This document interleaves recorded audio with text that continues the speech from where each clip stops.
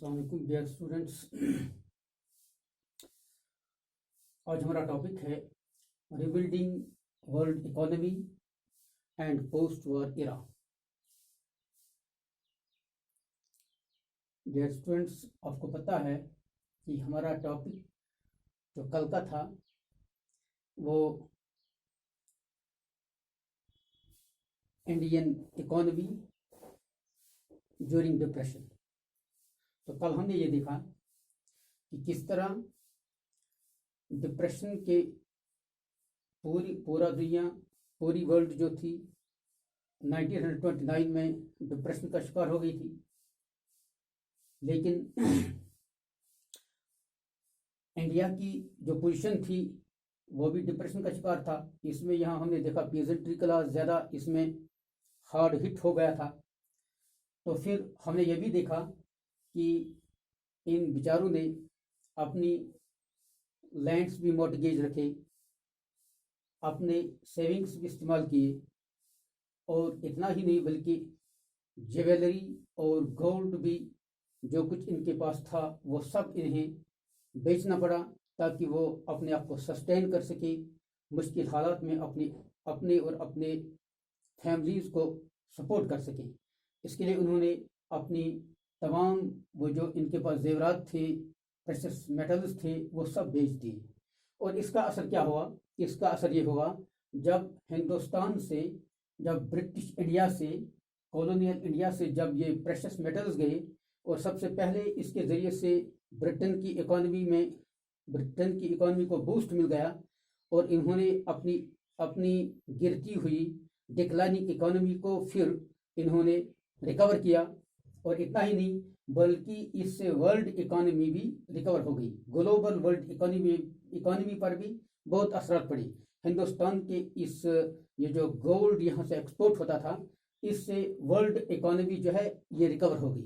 तो इस तरह ग्लोबल ट्रेड को डिप्रेशन से बचाने में, ग्लोबल वर्ल्ड को डिप्रेशन से बचाने में इंडियन एक्सपोर्ट्स का बहुत बड़ा हाथ था।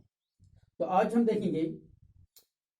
आज हम देखेंगे कि ये वर्ल्ड इकॉनमी जो रिबिल्ड हो गई थी, तो हम देखते हैं कि सिर्फ 10 साल की, सिर्फ 2 डिकेड्स के बाद पूरी दुनिया जो है एक और वर्ल्ड वॉर विटनेस करती है। एक और वर्ल्ड वॉर हो रहा है सिर्फ 20 साल के वक्फे के बाद।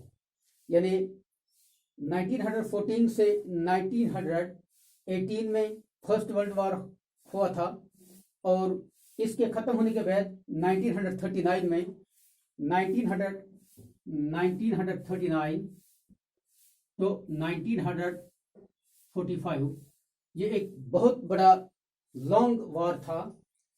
दूसरा वर्ल्ड वॉर जो है तकरीबन इसकी मुद्दत 6 साल है, 6 साल तक ये रहा। और ये जो था ये पहले वर्ल्ड वॉर से ज़्यादा संगीन था और इसके असरात पूरी दुनिया पर पड़ गए। और यहाँ हम देखते हैं कि एस्टिमेट किया जाता है about 60 million people died.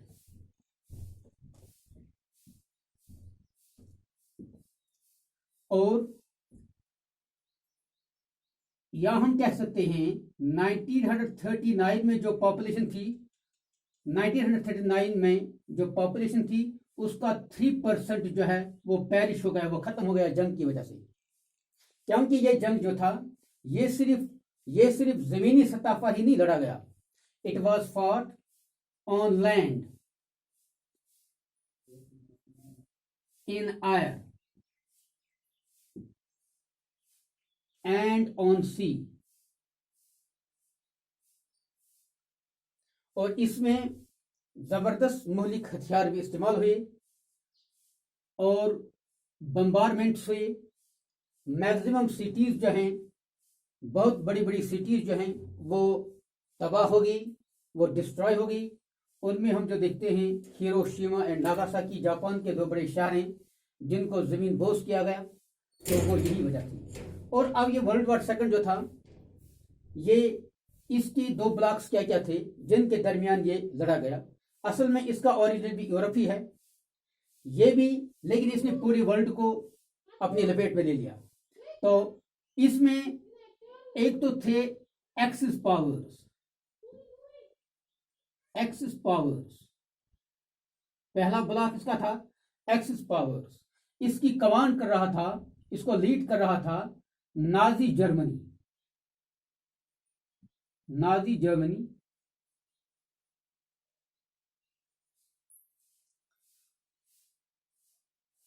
Italy,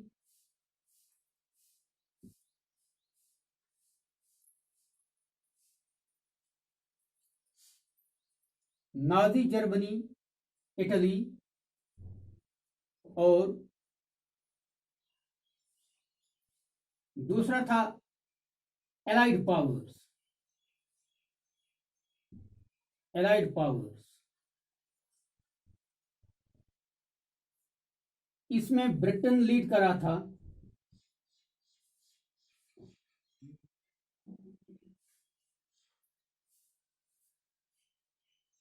इसमें स्पेन भी था। Nazi Germany, Italy and Spain. तो एलाइड पावर्स में ब्रिटेन, फ्रांस,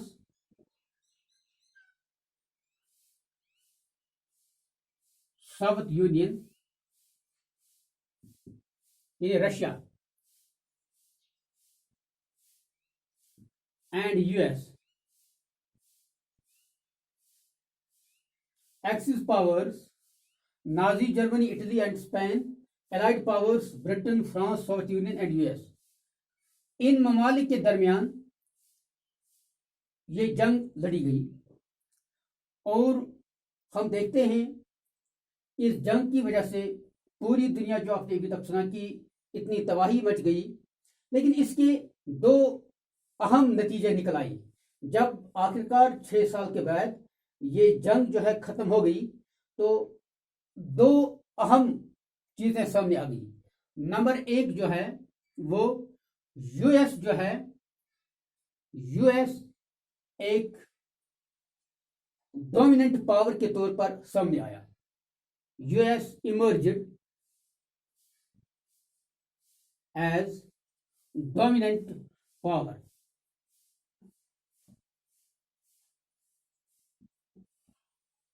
यूएस पहले भी डोमिनेंट था, लेकिन डिप्रेशन की वजह से ये फिर इसको भी ये डिप्रेशन से सेटबैक लगा। लेकिन वर्ल्ड वॉर सेकंड के बाद अब यूएस फिर इमर्ज हो गया, अब इसकी इकोनॉमी को फिर बूस्ट मिला। तो ये emerged as dominant power in economy,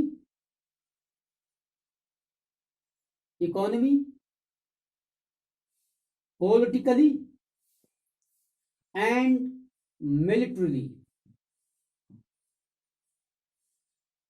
यानी अब इसके पास इकोनॉमिक हिसाब से और पॉलिटिकली भी ये स्टेबल बन गया, इकोनॉमिकली भी ये स्टेबल बन गया, और मिलिट्री एतबार से भी यानी ये एक ऐसा इंडस्ट्रियल कंट्री बना कि ये बहुत ही पावरफुल कंट्री अब इमर्ज हो गया।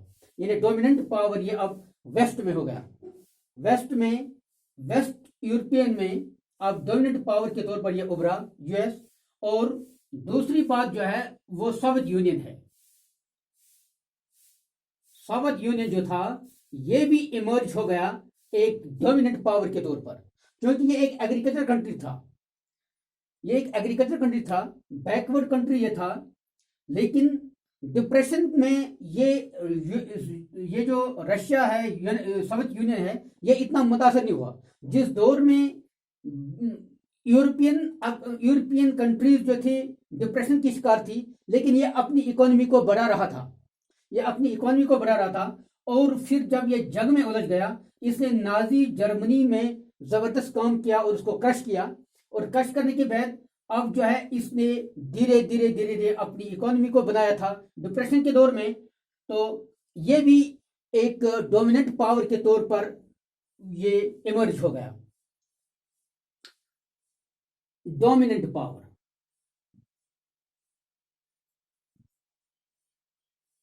अब दो पावर यहां सामने आई, एक है यूएस और दूसरा है सोवियत यूनियन।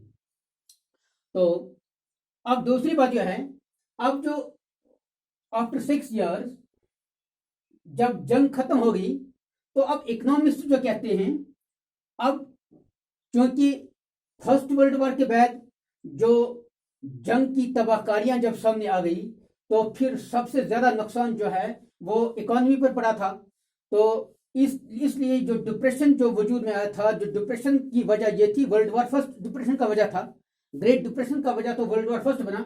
अब जो कंट्रीज ने आपस में मिल बैठकर ये सोचा कि ये वर्ल्ड वॉर सेकंड जो है इसमें डिस्ट्रक्शन और इसकी तबाही जो है ये वर्ल्ड वॉर फर्स्ट के मुकाबले में बहुत ज्यादा थी। अब यहाँ ज्यादा खदशा था कि दुनिया एक बार फिर डिप्रेशन का शिकार हो जाए। तो इसलिए यहाँ जो है अब इन तमाम ममालिक ने अब ये सोचा कि खासकर बड़े बड़े ताकतों ने ये सोचा कि अब हम कैसे अपनी इस इकोनॉमी की तरफ इन्होंने ध्यान दिया। तो इकोनॉमिस्ट जो हैं वो कहते हैं कि अब इसकी कुछ अहम चीजें सामने आ गई।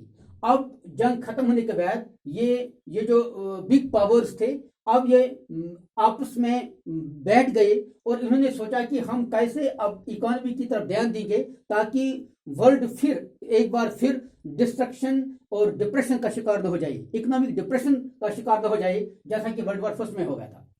अब इसके लिए इन्होंने क्या किया कि इन्होंने ये चाहा कि इसके लिए जरूरी था कि मास प्रोडक्शन इंडस्ट्रियल वर्ल्ड में हो। मास प्रोडक्शन सबसे पहली बात ये थी, मास प्रोडक्शन।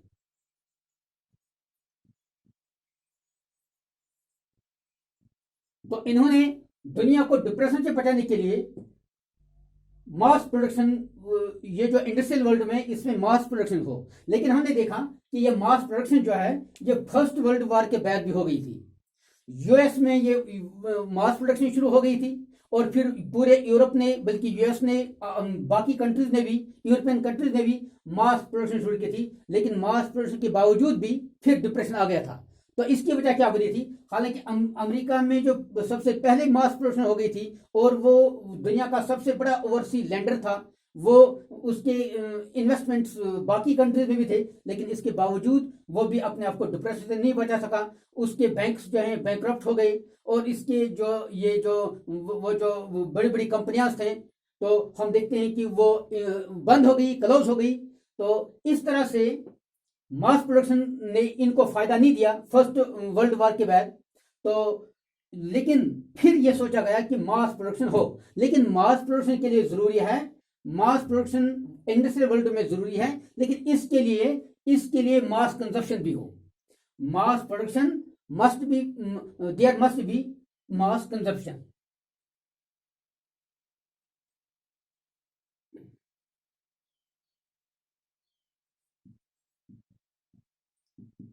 अब हम देखेंगे व्हाट इज मास कंजप्शन।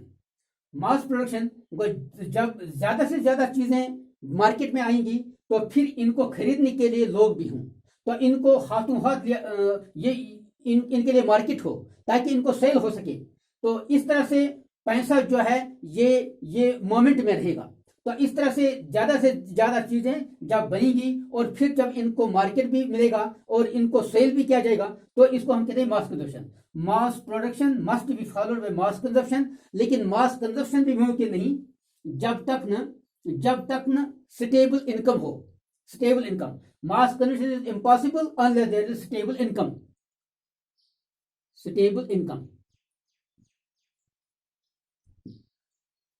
सीधी सी बात है। और करियर बात यह है कि कंजप्शन तभी हो सकता है जब लोगों के पास पैसा होगा, जब उनकी इनकम स्टेबल होगी, जब इनके पास पैसा होगा। और अब स्टेबल इनकम के लिए जरूरी है, स्टेबल इनकम भी कैसे हो सकता है? जब स्टेडी और फुल एम्प्लॉयमेंट हो।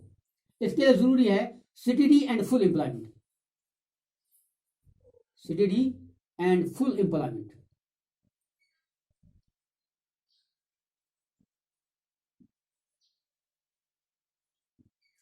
Steady and full employment. अब स्टेडी एंड फुल एम्प्लॉयमेंट जो है इसके लिए भी जरूरी है जब मार्केट जो है, मार्केट में प्राइसेस जो हैं, और मार्केट में ये फुल एम्प्लॉयमेंट कौन गारंटी करेगा? इसकी गारंटी मार्केट देगा। लेकिन मार्केट के लिए जरूरी है प्राइसेस जब सही हों।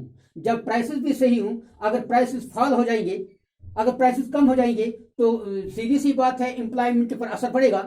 तो जब कंपनी के चीजों का मार्केट नहीं रहेगा तो फिर एम्प्लॉयमेंट नहीं रहेगी। तो इसलिए फुल एम्प्लॉयमेंट के लिए प्राइसेस हों, यानी मिनिमाइज फ्लक्चुएशन इन प्राइसेस, इन्हें देयर मस्ट बी गवर्नमेंट, यहां गवर्नमेंट का रोल बनता है, government must minimise fluctuation in prices.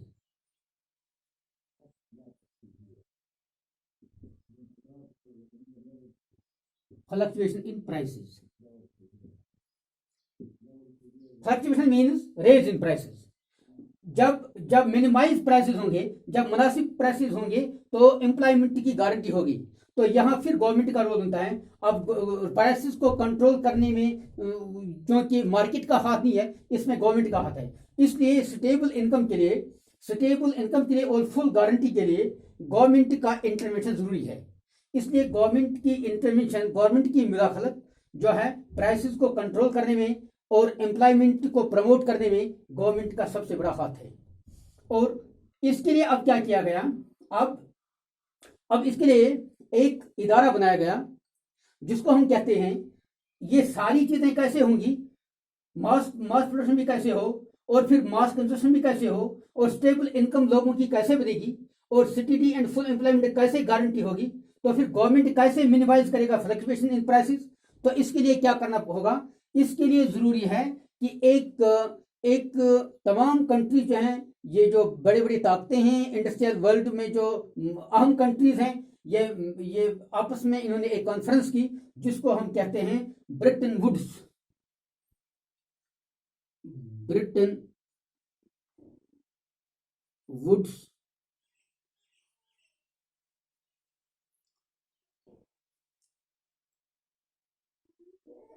New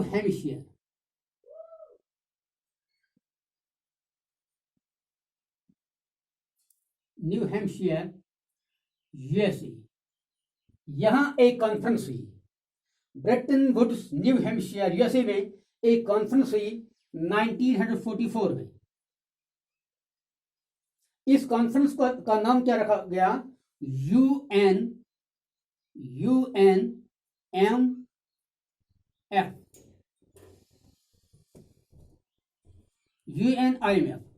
United Nations international monetary fund, United Nations international monetary fund, United Nations international monetary financial conference FC, United Nations monetary and financial conference, United Nations monetary and financial conference, ये 1944 में इसकी बुनियाद पड़ी। और इसका framework जो था, इसका फ्रेमवर्क ये था कि इसके तहत एक इदारा बनाया गया जिसको हम IMF कहते हैं, यानी international monetary fund. International monetary fund जो है वो एक्सटर्नल सरप्लस और मेंबर कंट्रीज का जो डेफिसिट होता है उसको बैलेंस करने के लिए, वो गरीब कंट्रीज को अपलिफ्ट करने के लिए लोन भी देता है। और इसके साथ एक और इदारा भी बनाया गया, ये जो है ये इदारा जो है इसके तहत IMF बनाया गया। और IMF का काम ये था कि वो मेंबर स्टेट्स का एक्सटर्नल सरप्लस और डेफिसिट्स जो मेंबर स्टेट्स इसके हैं, मेंबर कंट्रीज के हैं, इनको इसकी तरफ नजर रखे और ताकि रिकंस्ट्रक्ट कर सके ये इकोनॉमी को। डिफरेंट कंट्रीज की जो इकोनॉमीज हैं इनको रिकंस्ट्रक्ट करने के लिए वो ये इदारा कायम किया गया। अब ये इंटरनेशनल मॉनेटरी फंड इसके लिए वो ये काम करता है कि डेफिसिट्स और सरप्लस को ये जो मेंबर कंट्रीज जो हैं इनको वो मतलब बैलेंस करता था और इन्हें लोन देता था। और इसके लिए एक दो IMF बनाया गया, इंटरनेशनल मॉनेटरी फंड, और दूसरा इसके साथ एक बैंक भी जिसको हम कहते हैं वर्ल्ड बैंक भी बनाया गया ताकि मेंबर कंट्रीज को, गरीब कंट्रीज को हम फाइनेंस कर सकें, इनको हम लोन देकर अपलिफ्ट किया जाए ताकि ये जो मास कंजप्शन है या मास प्रोडक्शन है तमाम कंट्री इस काबिल हो सके ताकि वो टेक्नोलॉजिकल प्लांट्स और ये दूसरे ये जो मतलब इंडस्ट्रियल इक्विपमेंट्स और टेक्नोलॉजिकल ये प्लांट्स जो हैं ये तमाम ममालिक जो हैं ये खरीद सकें, ताकि ये भी इंडस्ट्रियल वर्ल्ड में शुमार हो सकें और मास प्रोडक्शन इनके मुल्कों में भी हो जाए, ताकि इनके हामी जो है इन ममालिक में भी तरक्की हो सके और इकोनॉमिकली ये अपने आप को स्टेबल बना सकें। तो इसके लिए हम ये जो एक IMF और IMF के साथ साथ वर्ल्ड बैंक भी इसके ये जो इनकी बुनियाद इनको इस्टेब्लिश किया गया ताकि इनको फाइनेंस किया जा सके। और अब इनको कहते हैं IMF और वर्ल्ड बैंक को कहते हैं ब्रिटन वुड्स ट्विन्स, इनको ब्रिटन वुड्स ट्विन्स भी कहा जाता है।